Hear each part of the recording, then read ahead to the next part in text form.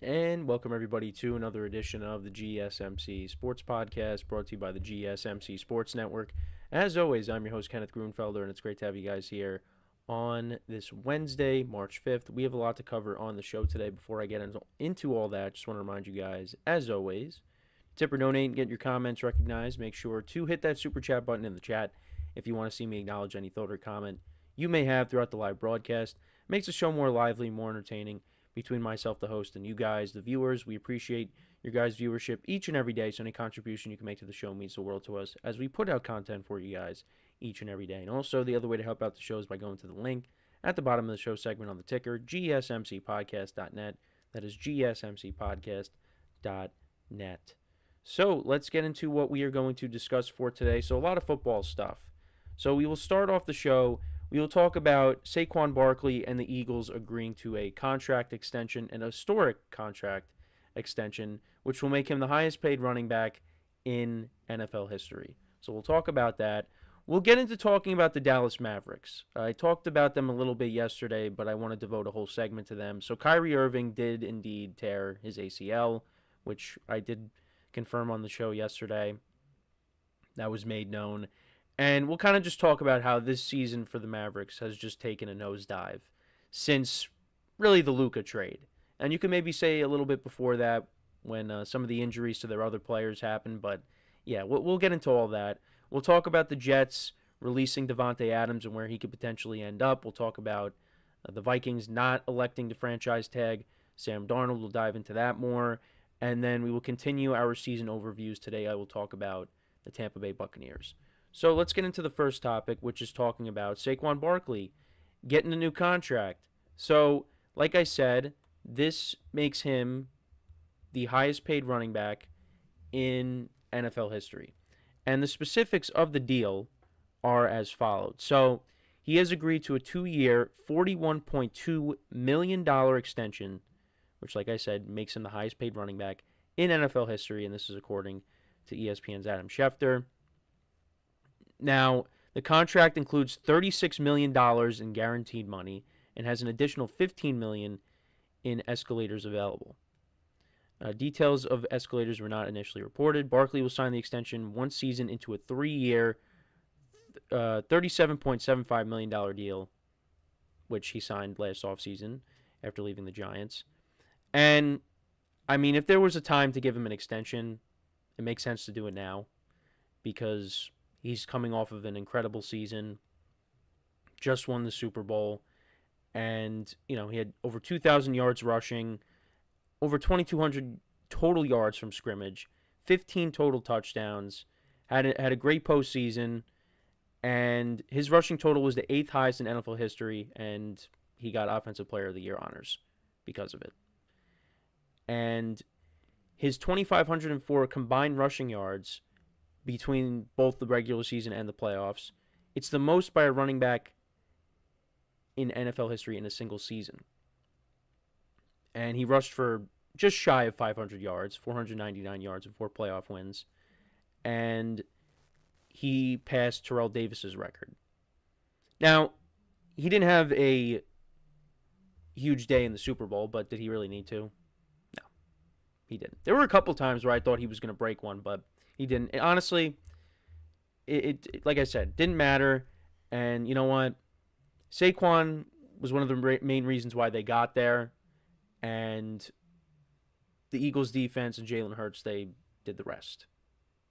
And like I've always said, that was the one good thing the Chiefs did in the Super Bowl was stop Saquon Barkley and minimize his impact. But is this a big deal? Is this going to change the landscape now for the running backs? Because I think that's a conversation that is being had. I think it really all just depends on the player. You know, I mean, we did see a handful of running backs change teams and have good seasons. You know, Derrick Henry also had a very good year with the Ravens. You know, Joe Mixon got traded to the Texans and, you know, slowed down a little bit towards the end of the season, but he was putting together a nice year. You know, Aaron Jones was decent for the Vikings. Tony Pollard was, you know, same thing, decent for the Titans. But, you know, the top two running backs that changed teams last offseason, Saquon Barkley and Derrick Henry, They really benefited from their new situations. And Saquon was the missing piece for the Eagles. And I've said it, Jalen Hurts, what he said on the sidelines to Saquon, he said it himself. Because I think that if the Eagles don't have Saquon, they definitely are a playoff team, but I don't know if they get all the way to the Super Bowl. I don't think they finish with this great record that they had. They go on this long winning streak, and the only game they lose is to the Commanders, and that was the game that Jalen Hurts got hurt. Saquon really made a difference. Like, if they went into the playoffs with DeAndre Swift, I don't think they get as far as they did. Saquon really won that game for them against the Rams. He had those 2 long touchdowns. Those made a huge difference in that game. Now, against the Commanders in the championship game, he did have 3 touchdowns. But you figure the Eagles probably still win that, right? But either way, though, I really think it all depends on the player and the situation. Because I think Saquon ended up in the best situation. A team that he was the missing piece to, a team that had a very good offensive line, the best offensive line that he's ever run behind, and it really paid off. I think there are certain teams that'll overpay for running backs. The Eagles did do that, but you know what? They needed Saquon. I still think that, a lot of times you're going to see running backs, test the market, and they're not going to get Saquon Barkley type money. Because there's not many running backs that are better than Saquon Barkley. Christian McCaffrey, when he's healthy, you could say he's probably better, but I think that's really it. You got Bijan Robinson, Jahmyr Gibbs. Those guys, I think when their contracts are up, they're going to command a big contract. But I don't know. It really all depends on the player, I think, in my opinion. That's how I see it. Because I don't think every running back deserves this kind of money. There's very few.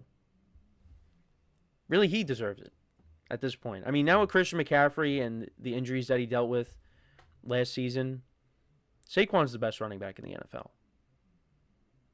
And he deserves to be the highest paid player.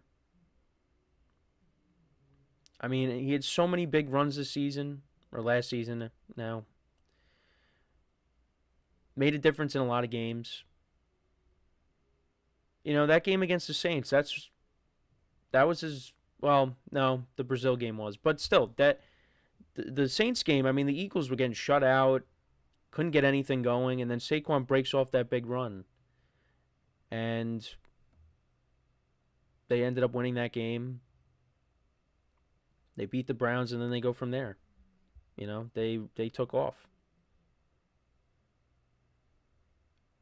And look, as a Giant fan, it's unfortunate to see this because you wish that would have happened when he was with the Giants, but the Eagles are a much better organization right now. And yeah, it's a rival. Would have liked to have seen him have gone somewhere else, but it is what it is now. It's in the past. He's going to be remembered as an Eagle, and that's that. But it's amazing, you go back and you think about Hard Knocks with the Giants, how far we've come since then. Now Saquon goes from, hey, go test the market, see what your value is. Well, now he's the highest paid running back in NFL history, and he's a Super Bowl champion.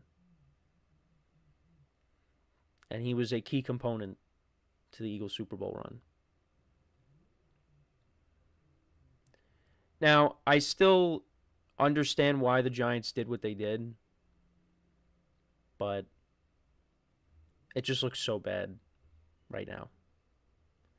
So, Yeah, no, but Saquon deserves this. He really does. And, with this offensive line for the Eagles, he's going to be able to, add more years to his career. I mean, he stayed relatively healthy. This contract is going to he signed is going to take him through the 2028 season. That's his age 31 season. Saquon's still got some years left. And I think as long as the Eagles have this good offensive line, he could play for as long as he wants. But yeah, at some point, he's going to decline. It happens to everybody. But for right now, the Eagles have this window with Saquon and this team. They're going to go and try to win another one. And they want to make sure there's no chance that he leaves and goes elsewhere. I mean, we were barely into his first contract, and they were like, nope, extend him. Keep extending him. So, yeah, but let me know what you guys think, though, about Saquon's extension. Do you think this opens up the door for other running backs to get paid this kind of money? Like I said, there's, some young running backs that, are going to command a new contract at some point. I mentioned Jahmyr Gibbs and Bijan Robinson, but I don't think those guys should get paid more than Saquon. Now, when their contracts are up, we'll see what happens. But, that's my thoughts on that, though. So we are going to take our first break of the show now. And then when we come back, we will talk about the Dallas Mavericks. And Kyrie Irving being ruled out for the season with a torn ACL. We'll get into that when we come back from our first break of the show. So with that being said, stick around, and we'll be right back here on the GSMC Sports Podcast. I feel like I'm losing my mind. Is everybody in the world blind? Please, Lord, give me a sign, a sign. I feel like I'm losing my mind. Is everybody in the world blind? Please, Lord, give me a sign, a sign. I wanna be the greatest. Everybody on the fake shit. I look around and feel like everybody is the fakest. I make this every day and I'm impatient, hoping one day I blow up from the basement. Statement, the top is so vacant. I don't hear shit that I think is amazing. Waiting for my day when I'm playing sold out shows for 1,000 faces. Hey, give me that crown, get in my way and to be put down. It ain't your place, all this my town. If I want that shit, then I'll get it right now. I'm losing it, the noose it fits. I'm losing shit, a stupid myth. You choose to live or choose to dip. You choose to fight or lose your grip and lose a gift. I feel like I'm losing my mind. Is everybody in the world blind? Please, Lord, give me a sign, a sign. I feel like I'm losing my mind. Is everybody in the world blind? Please.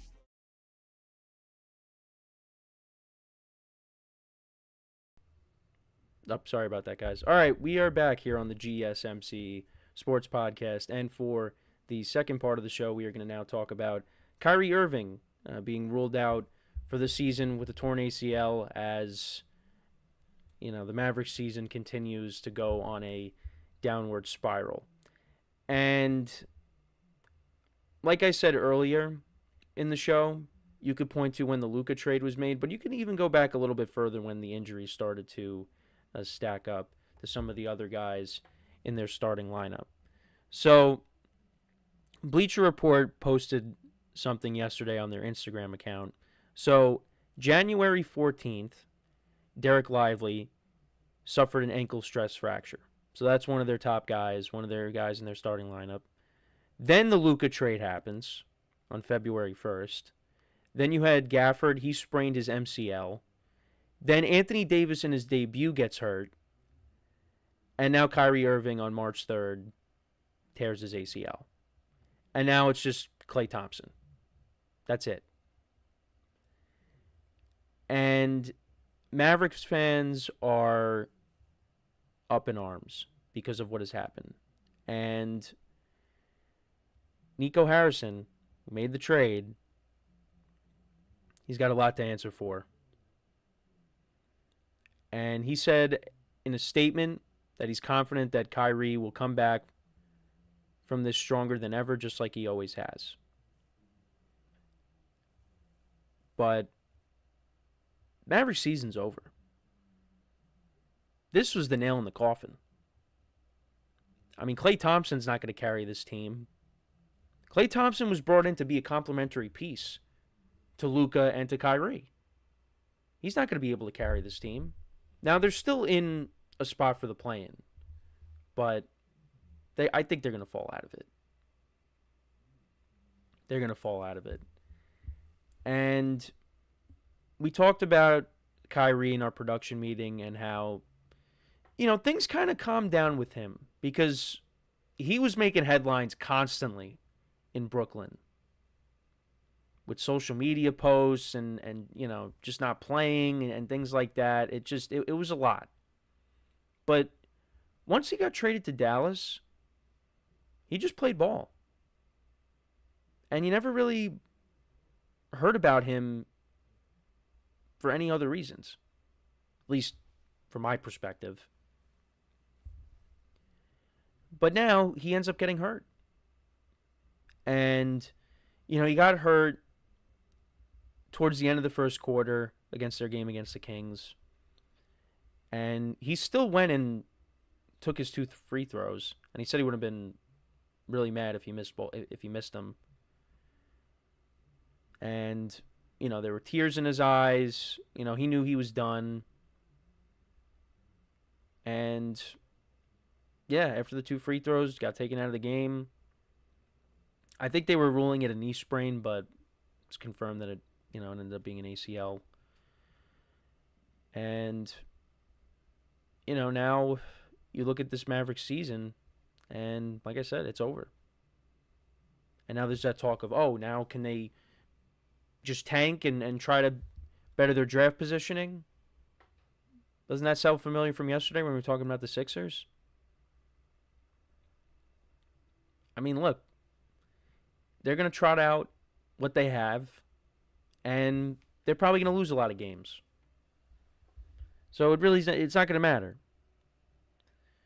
But yeah, Klay Thompson now, go get your numbers, I guess, because now you've turned into the number one option.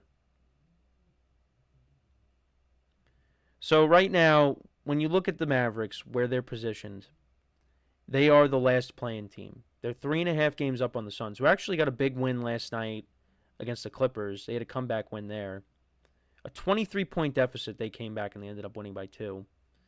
So maybe the Suns can still make it.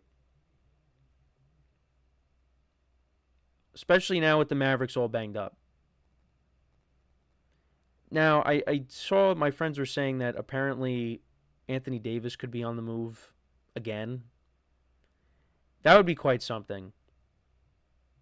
But you just look across at the Lakers right now, and they're surging. They're 8-2 in their last 10 games. They've won 7 straight. Luka, another big night. LeBron got to 50,000.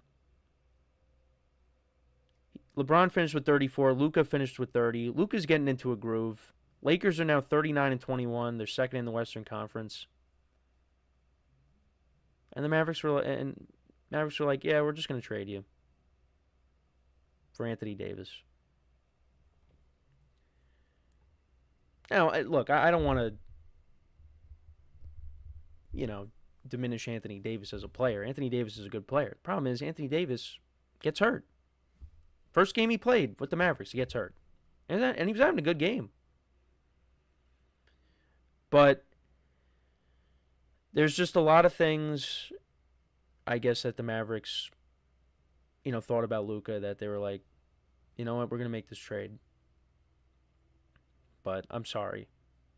You don't trade this kind of player. You don't trade that kind of a player.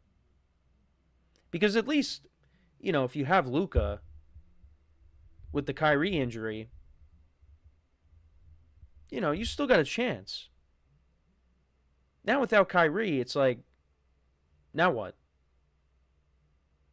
So it really would not surprise me if they end up falling out of a playoff spot or playing spot. But it's amazing also that this team made it to the finals last year. They got to the finals last year, and you thought, hey, with Luka and Kyrie, who knows what's going to happen now? They could do it again. Get a few more pieces around them. They went out and got Klay Thompson. Let's see if they could try to get it done this year. And then all of a sudden, they pulled the plug on it. And they went in a completely different direction. And now since then, they've gotten killed with injuries. And I would have liked to have seen what this team would have looked like post Luka trade. If the whole team was healthy, how would it be? But we never really got to see that. Now, I'm not saying this team would go on to, win the finals or anything, but, I would have liked to have seen what they would have looked like had they stayed healthy. And we're not going to see that. So, yeah, I do feel for Mavericks fans. This has been a rough month, really. And yeah, I don't know. I don't know. Nico Harrison is not a favorite in their eyes, and he's really going to have to figure it out, because if this team now going into next year, if they end up being really bad, something might have to be done about that. But Jason Kidd made some comments about the injuries. He said the injuries we've had this season, guys are trying to hold it together to get other bodies back. And then it just seems every time we get close to getting someone back, someone else goes down. We're running out of bodies here, but guys keep fighting. I mean, they're not going to punt on the season. But I don't know how you're going to win when you're missing basically your whole team.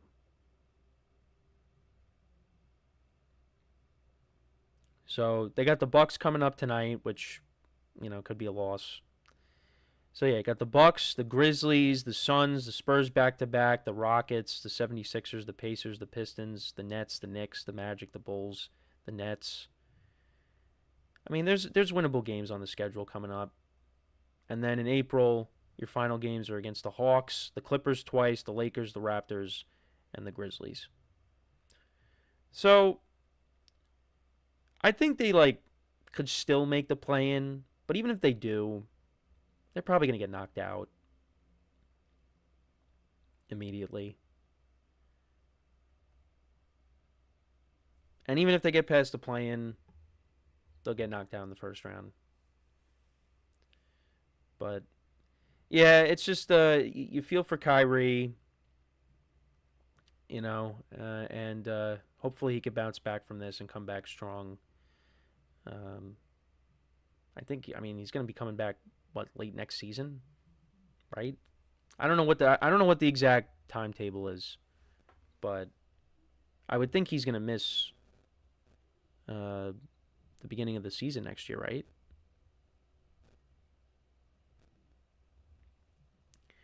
So, well, yeah, it says he's going to miss the rest of the season. We know that.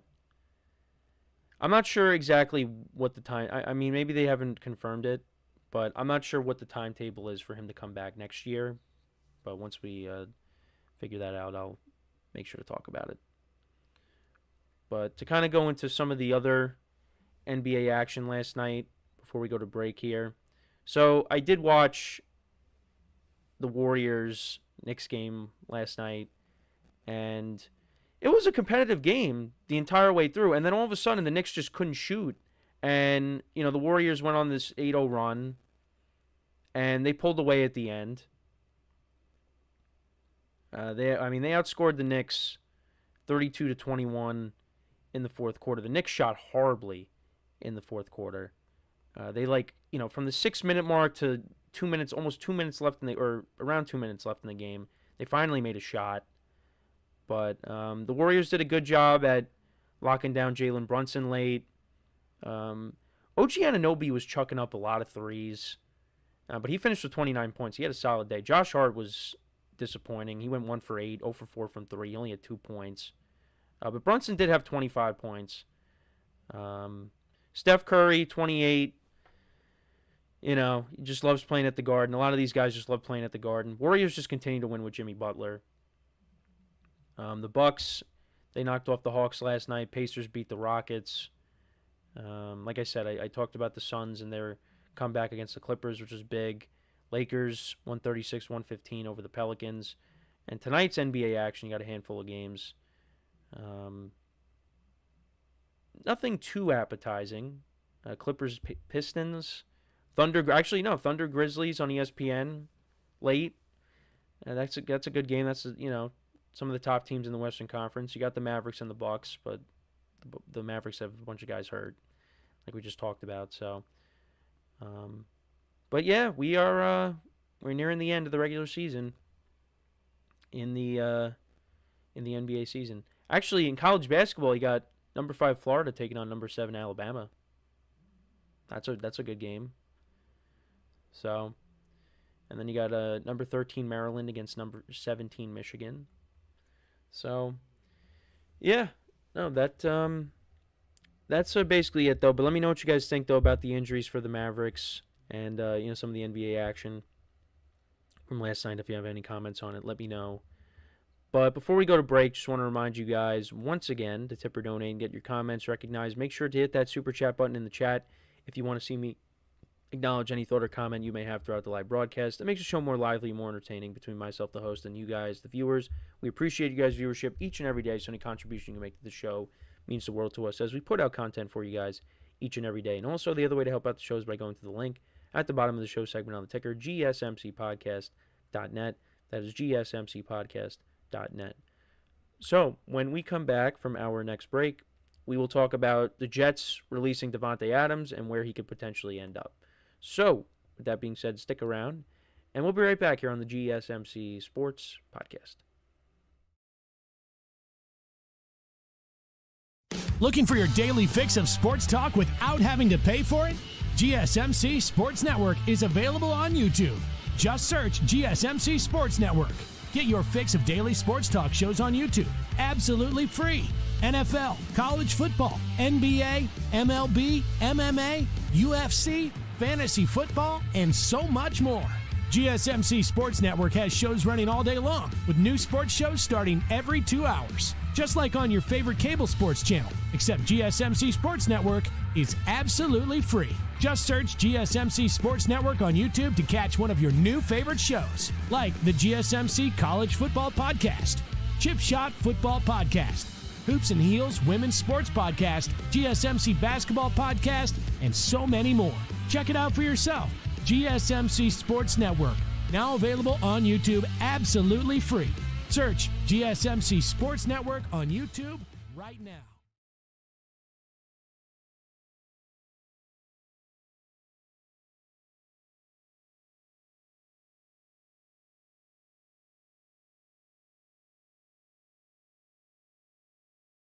And we are back here on the GSMC Sports Podcast. And for the third part of the show, we're going to talk about Davante Adams. The Jets have now released him and where he could potentially end up. Now, one thing that you have to add into this is, well, let's see where Aaron Rodgers decides to play next year. If he does play, does Davante Adams end up, following him? So we'll see. The Jets, were taking calls from other teams regarding trades, but nothing ended up working out, so they just released him. And they save about $30 million in cap space. So that's that's good for them. Davante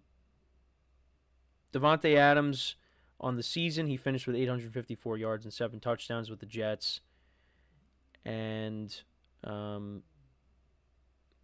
he still got over 1,000 yards between the Jets and the Raiders. And I still think he can play. I don't know why there's people on social media saying he's washed. Like, I mean, is he the same player he was, a few years ago? No, but he still can play. And I think he's going to be someone that a lot of teams are going to be targeting. But like I said, I think it also is going to depend on where Aaron Rodgers ends up. Maybe he wants to go there. But also the team that signs Aaron Rodgers also has to sign Davante Adams. It can't just be like, no, we're not signing you. Or, if he desires to go there. And Davante also is going to want, a decent contract, I would imagine. So, but yeah, there's a lot of teams. I mean, you could look at, the Chargers are one team, that needs wide receiver help. One of my friends who's a big Herbert fan would love to see Davante go to the Chargers. Also, he could go back to, he could go with Aaron Rodgers, but he could also go back to where him and Aaron Rodgers used to play, and that's Green Bay, because Green Bay needs wide receiver help. Now, there's some rumors floating around of DK Metcalf being traded, which that would be something. But, we'll have to wait and see on that. But he could end up there. I know the Ravens, could use another wide receiver. I think that would be, that would be interesting if he ended up going there. You have him, Lamar Jackson, and Derrick Henry on the same offense. The Steelers are a team that, needs another wide receiver. So he definitely will have options on the open market. It just depends on where he ends up. But yeah, it's kind of a waste, for the Jets to trade for him at the time. And, I think some people, including me to an extent, was hoping that maybe, Davante getting traded to the Jets, then things would start to get going again, but it never happened. And Davante had some good games for them. I mean, the game against Jacksonville, he was solid. Had a touchdown against the Texans. He did have good games. There were a couple times where he had, drops were an issue, but it was more than just what the offense was doing. The Jets as a team were just a huge mess. And this new regime just wants to start fresh, which I can understand, but I don't know. I mean, wouldn't you want to keep Davante Adams? But Davante Adams probably wouldn't want to stay with the Jets then if Aaron Rodgers is not there. Probably wants to go elsewhere. And you don't even know who's going to be playing quarterback. And Davante Adams, if the Jets go in with Tyrod Taylor as a starter, you think Davante Adams is going to stay? When he was with the Raiders and he dealt with Jimmy Garoppolo and Aiden O'Connell and, then Gardner Minshew. So, yeah, he probably wouldn't have wanted to stay with the Jets if the Jets wanted to hold on to him. But Anthony in the chat said, how much do you think a team would have to build up for Michael Mayer because the Raiders are looking to trade him? I'm specifically asking this as a Dolphins fan. Would we have to give up a lot? I don't think so. I mean, I know he's still a relatively young player, and, he was a good tight end prospect coming out of Notre Dame. But I don't think you have to give up a lot to get him. Maybe like a fourth-round pick, maybe. I don't know. I'm just throwing something. I'm just throwing stuff out there. I don't think that you're gonna have to give up a lot. I'm curious to see where he'll end up. I'd like to see the Giants maybe try to get him because but Giants have Theo Johnson, but still I would take another tight end. But that is interesting where he could potentially go.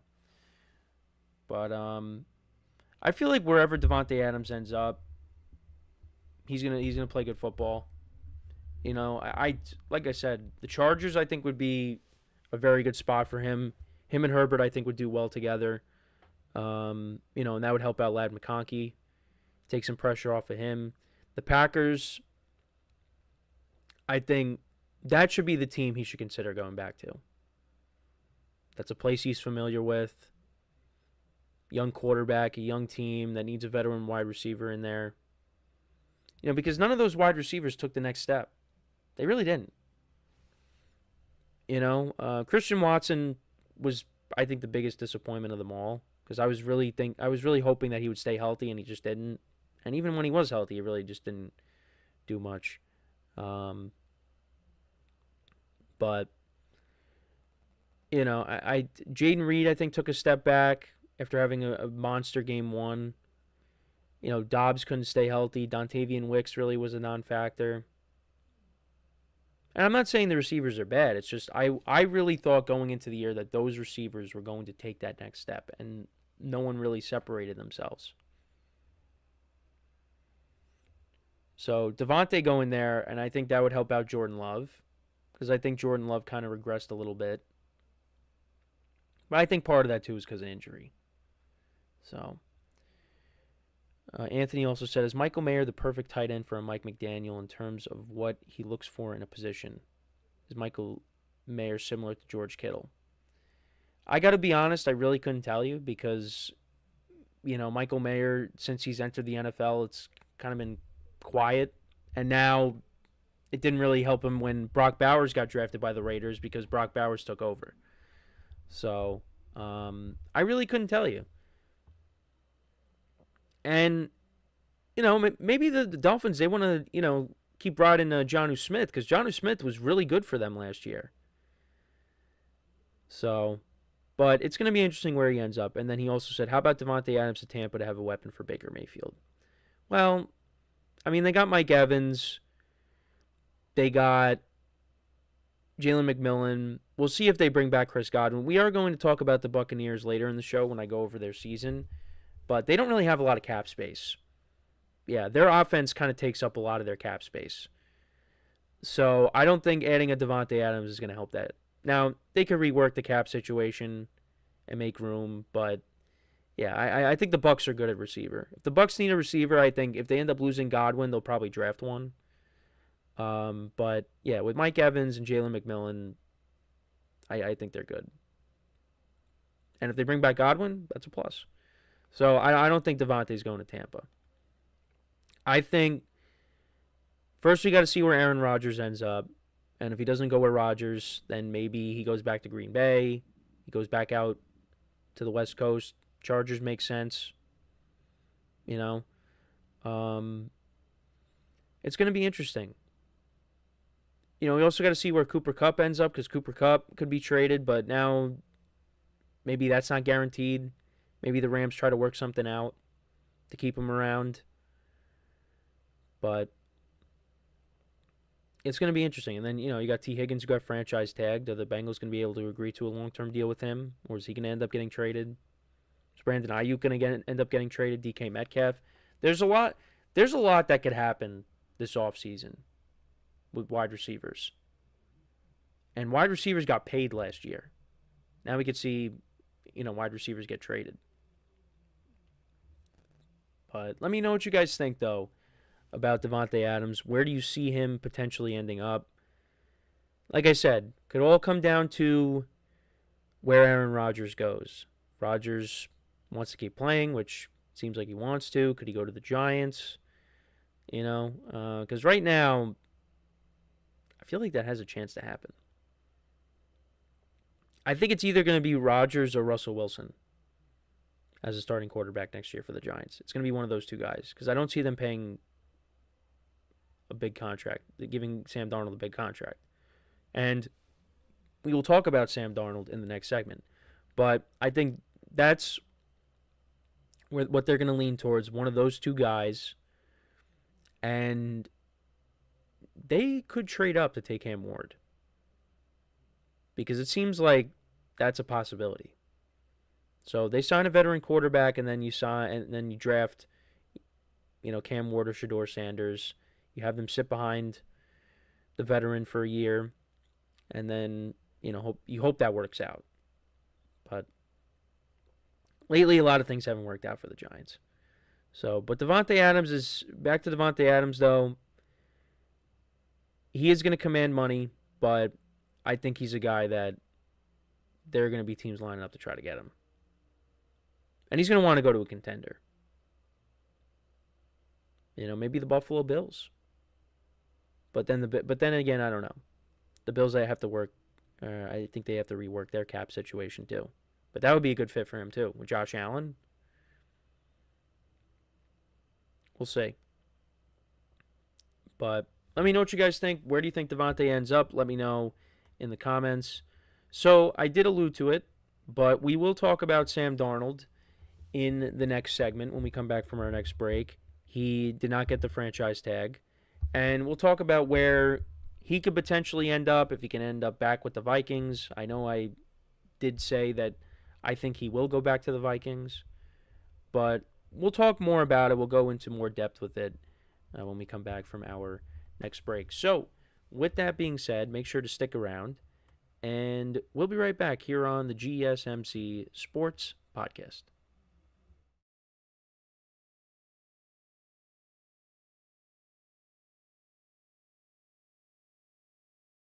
For the best and latest podcasts available anywhere, go to the podcast app on your cell phone and type in GSMC to access free content-rich podcasts on health and wellness, book reviews, sports, entertainment, relationships, social media, movies, technology, finance, and even weird news. Subscribe and download the GSMC Podcast Network's family of shows, available everywhere podcasts are found.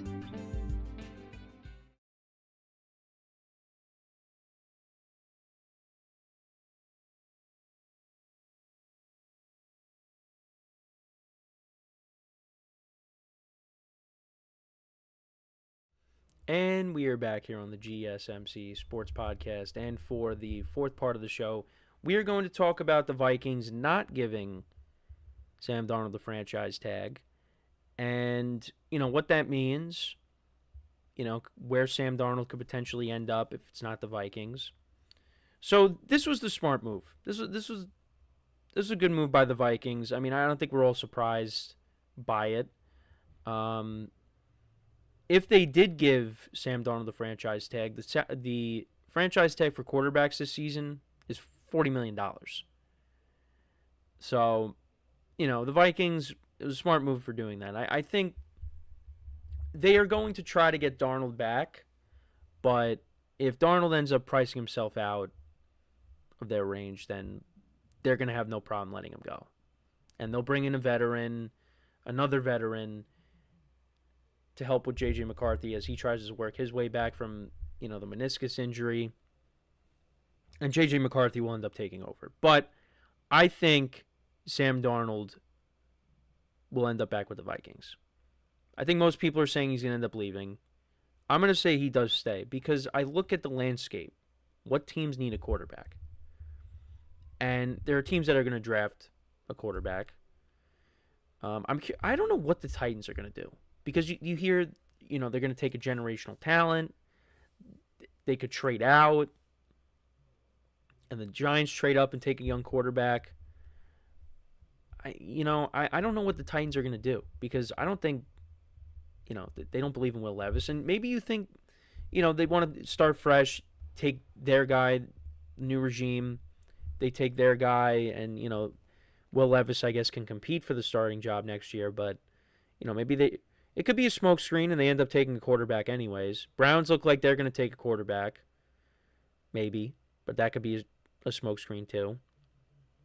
So we don't really know. But I don't think Sam Darnold is going to end up with the Browns. And I don't know if he would end up with the Titans. The Raiders are a possibility. But I don't know. I don't see the Raiders giving him that big of a contract. That's why I said Russell Wilson, goes to the Raiders, and then maybe the Raiders make an attempt to try to trade up. You have Russ, be the starter. He goes out there and wins you some games. You're competitive. You let the young quarterback sit behind Russ, and then you go to him, or whatever the Raiders decide to do. But I don't think the Raiders are going to do it.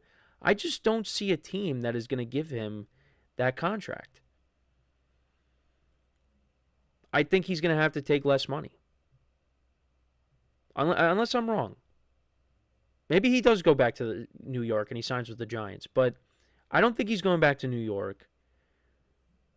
I mean, Tennessee, I really don't know. Because that's another place that needs a quarterback.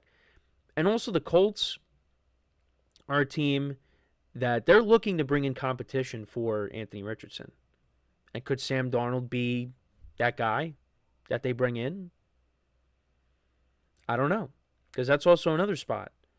But I think Minnesota makes sense for him, and the Vikings do have some interest in bringing him back. Because, look, J.J. McCarthy is coming off of an injury. Now, if J.J. McCarthy was healthy, I mean, if he wasn't coming off of an injury, then, I'd probably say, well, that probably increases the chances of Darnold not coming back. But I think because J.J. McCarthy is working his way back, and we really didn't get to see a lot from him because he got hurt and he only played in the preseason, maybe you want to bring Darnold back. And maybe he comes back on a discount. But the problem now is, if Sam Darnold struggles next season at all, then you're going to start hearing, the cries for J.J. McCarthy. And maybe Darnold doesn't want to have to deal with that. And I can understand that. But Sam Darnold played really well last season with the Vikings. And the Vikings are a team that's set up perfectly for him. You got very good offensive talent. The best receiver in the NFL in Justin Jefferson. You got a good tight end. I think they're a team that probably addresses the running back situation in the draft, maybe. Because I don't know if they're going to bring back. I don't think they're going to bring back Aaron Jones, but we'll see. That's probably the one missing piece, I would say, on their offense. And I guess improving the offensive line, because the offensive line got shredded the last 2 games. But they have a very good defense. I feel like Darnold should maybe consider staying there. But the Vikings, they will have no problem letting Darnold go and going in a different direction. They did the same thing with Kirk Cousins. And, if they let Darnold walk and he goes and takes a huge contract elsewhere and he goes out there and doesn't play well, and the Vikings can say, yep, we did the right thing again. And now they could go with their quarterback on a rookie deal. But I do think it would make sense for Darnold to go back. But I'm curious to see if he does get that contract from a team. I'm curious to see what team that would be. Because when I did my predictions, you hear from the Steelers, they're focused in on Russ and Justin Fields, and they want to get Justin Fields back. I don't think he's going back to New York. I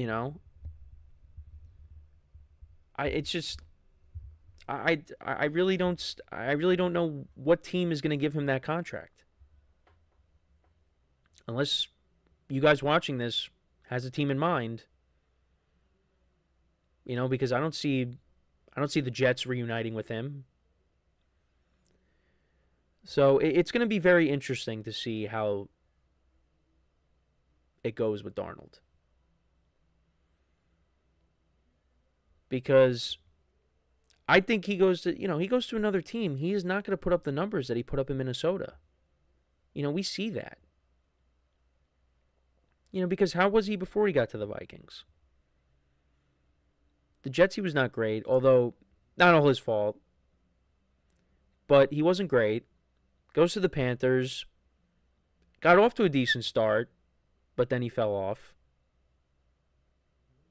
Didn't really get to see much of him from San Francisco. And then he ends up with the Vikings last year, and he had his best season. But look at the talent, the head coach. If he goes to, the Titans, he's not going to be good. He's not going to be as good. And, I mean, it's nice to see him succeed. My friends who are Jet fans were happy to see him doing well with the Vikings. But he benefited from the talent around him. But you could also say, if the Vikings didn't have Sam Darnold, I mean, are they going 14-3? You can't say you could put any quarterback in that situation and the Vikings would do the same thing, have the same record. You can't. But yeah, right now, he is listed as the number 2 free agent on PFT's list of the top 100 free agents. Somebody's going to sign him. But I still am in the belief that he goes back to Minnesota. You give J.J. McCarthy another year, and then you hand it off to him. And if it's not Sam Darnold, then somebody else. You bring somebody else to come in and compete with J.J. McCarthy. That's really how I see it. The J.J. McCarthy coming back from an injury has a lot to do with me saying that Darnold is going to come back to Minnesota. But I don't know. We'll have to wait and see. We'll have to wait and see how it goes. But let me know what you guys think, though, about the Vikings not franchise tagging Darnold. Do you think that he'll go back to the Vikings? Do you think he's going to end up elsewhere? Let me know in the comments. There were not a ton of people that got, or not a ton of players that got franchise tagged. The Cowboys actually ended up working out a deal with Odighizuwa, their defensive tackle. So they didn't franchise tag him. T. Higgins got franchise tagged, obviously, Trey Smith, but I think that was it. There was really nobody else.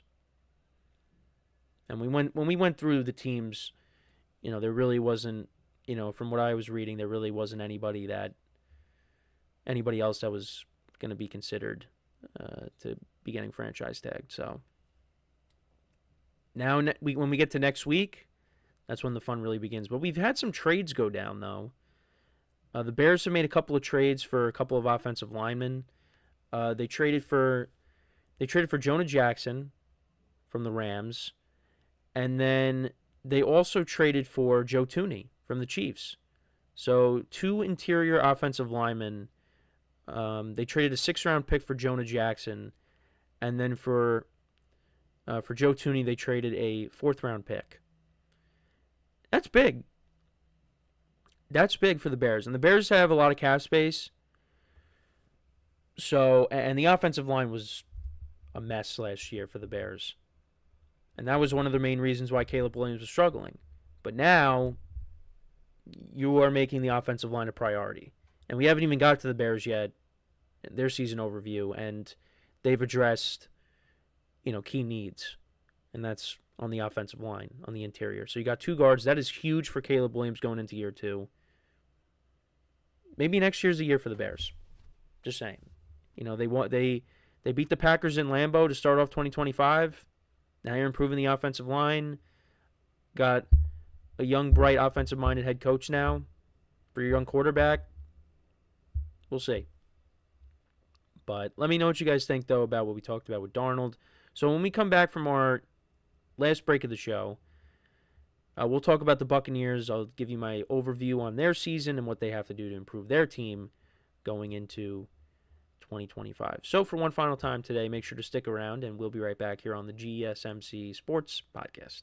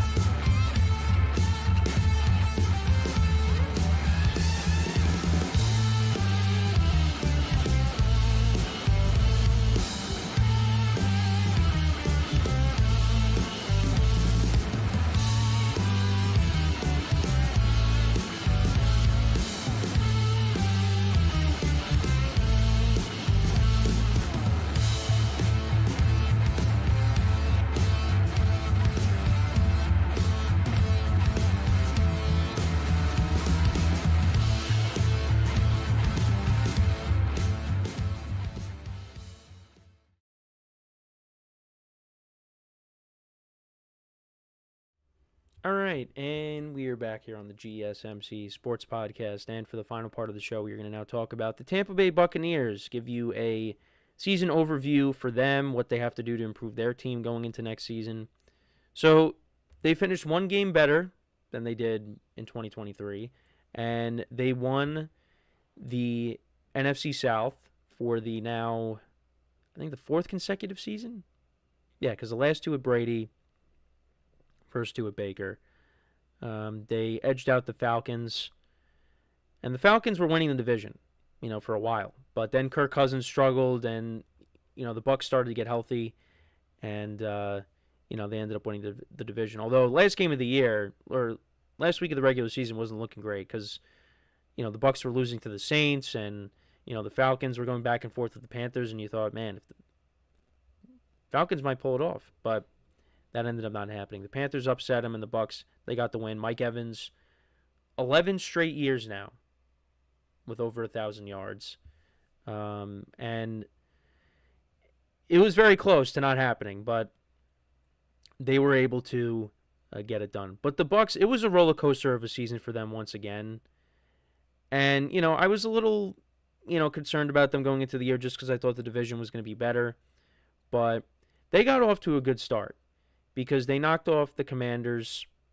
They looked really good in week 1. Then they beat the Lions in week 2. And you thought, wow, 2-0 on the season. They beat, one of the best teams in the NFC. And they beat the Eagles, too. They beat them 33-16. But in between that, they lost to the Broncos. And that was when you were like, wow, I did not see that coming. And the Broncos ended up turning out to be a good team last year. So they were 3-1. And then Kirk Cousins had his 500-yard day, and then the Falcons won in overtime. Bucs should have won that game, but they just let that game slip away from them. I don't know how they lost that game because Kirk Cousins threw a pick towards the end of the game, towards the end of regulation, and you thought that was it, but that ended up not happening, and they ended up getting swept by the Falcons. But then they won 51-27 against Spencer Rattler and the Saints. That was a crazy game because the Saints, the Bucs went up 17-0. And then the Saints came back and they scored 20 unanswered points. And then after the Saints went up 27-24, the Bucs never looked back. They outscored the Saints 27-0 in the second half. And Baker Mayfield had 3 interceptions in the game. Turnovers were still a little bit of a problem for him, but he put together another solid year. But yeah, then the injuries, started to pile up. Chris Godwin gets hurt towards the end of that Ravens game, and, people criticized Todd Bowles for keeping him in. They went on to lose 4 straight, and things were not looking good. And they were losing close games. They lost to the Falcons again. They lose to the Chiefs in overtime. They lose to the 49ers basically at the end of regulation, 23-20. But then out of the bye week, they finished up the year going 6-1. Mike Evans also got hurt in the game against the Ravens. I forgot to mention that. He was dealing with a hamstring injury. He got hurt, and then Godwin gets hurt at the end. But like I said, they finished out the year going 6-1. The only loss was to the Cowboys on that Sunday night, which, yeah, that was they did not play their best game. They got off to a slow start in that game. The Cowboys defense made some incredible plays. The interception off of Baker when I forget who picked it off, but he ripped the ball away from Jalen McMillan when it could have been a touchdown. And then also they caused a fumble with Rachaad White towards the end of the game. So the Cowboys ended up winning 26-24, but that was their only loss. But yeah, they beat the Giants 30-7. The Panthers, that was a game they could have lost if Chuba Hubbard doesn't fumble. They beat the Raiders by a couple of scores. They won 40-17 over the Chargers. Then they beat the Panthers 48-14, and then they won 27-19 against the Saints.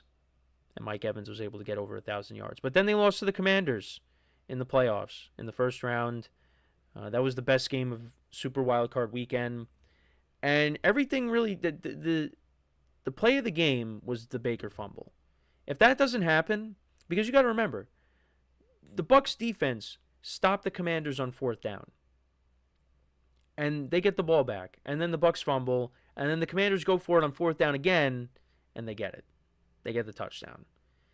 And, they got the ball towards the end of the game. Commanders went down the field. They kicked the field goal, and they knocked the Bucs out. And that was the second time in 2 years the Bucs, they lose on a game-clinching play. Because the year before that, they were down by 8 against the Lions. And I don't think they would have went the length of the field to tie the game. But, Baker throws the pick to end the game. And then, the Commanders win on a ball that hits off the upright and goes in. And, that's how their season ended. I mean, the division, I think, is going to be better next year. Michael Penix starting for a full year. Bryce Young looked better towards the end of the year. The Saints are not going to be very good, I don't think. But you never know with Kellen Moore now as the head coach. But, yeah, I still think this is the Bucs division to lose. I took the Falcons because I thought, Kirk Cousins was going to be better, and he was not.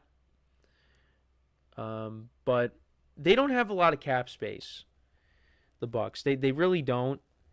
Their offense takes up a large chunk of the cap space. Their offensive, including their offensive line. Right now, that's not what I wanted.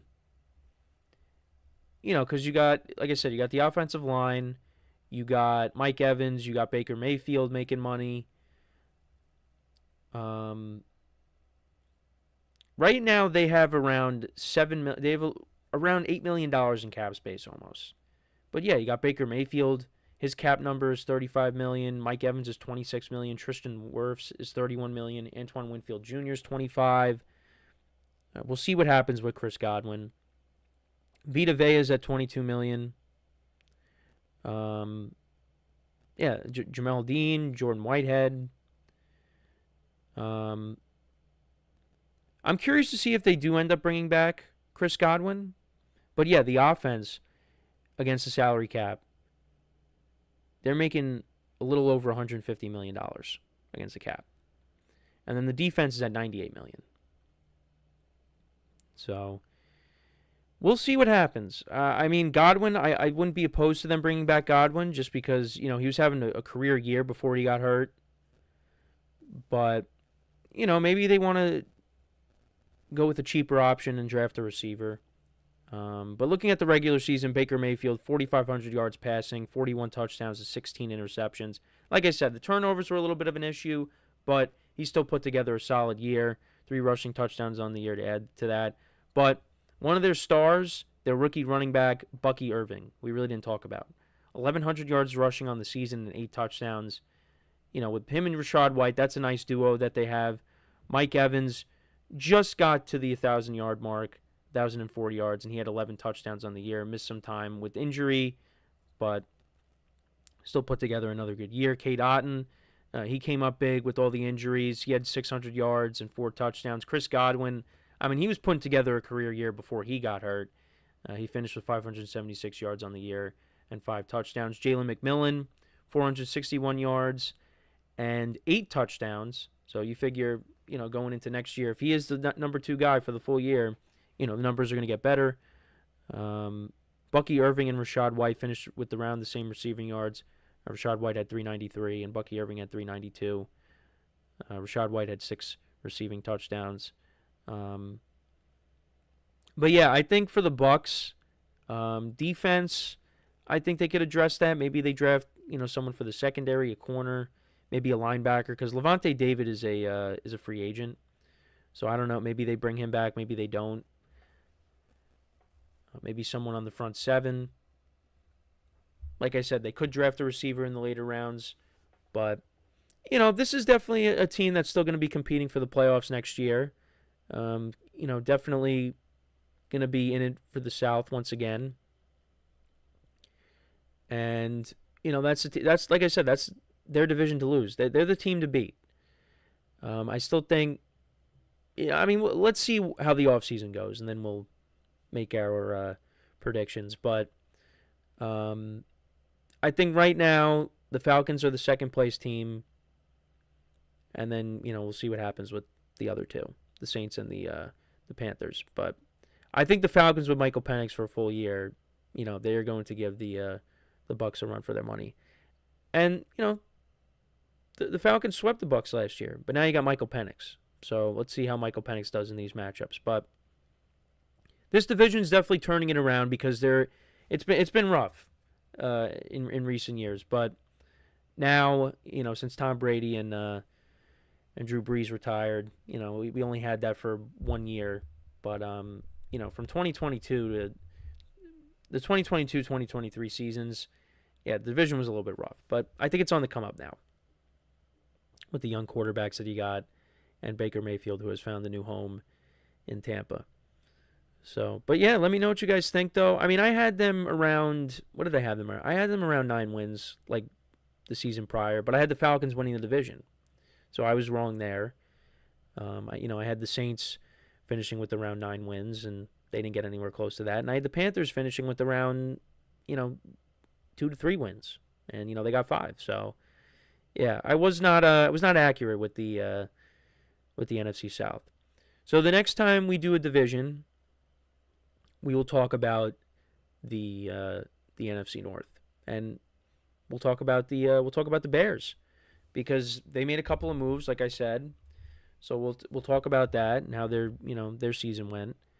But so we wrapped up 2 divisions, and now we got the other 2 remaining divisions in the NFC. And like I said, tomorrow we will begin the NFC North. We'll talk about the Bears, and then we'll go from there. So, but that is pretty much it for the show for today. Thank you guys for tuning in.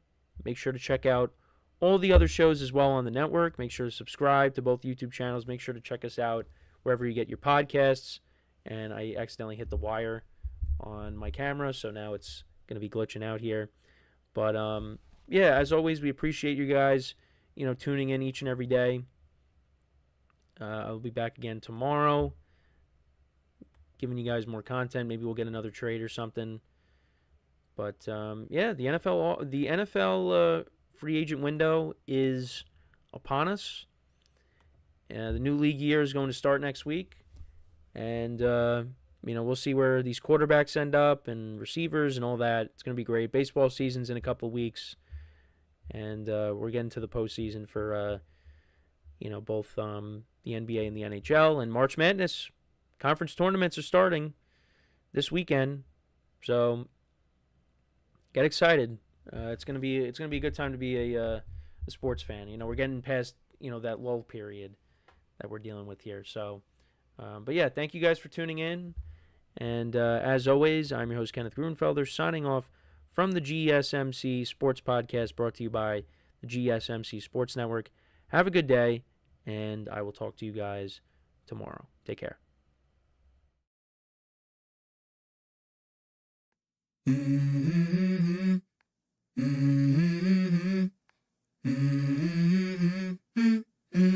Let's go.